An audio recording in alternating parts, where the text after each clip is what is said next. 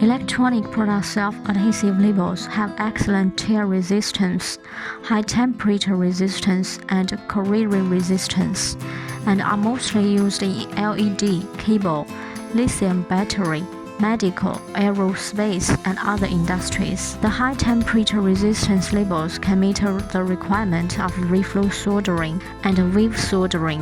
The labels are anti-static and without residue.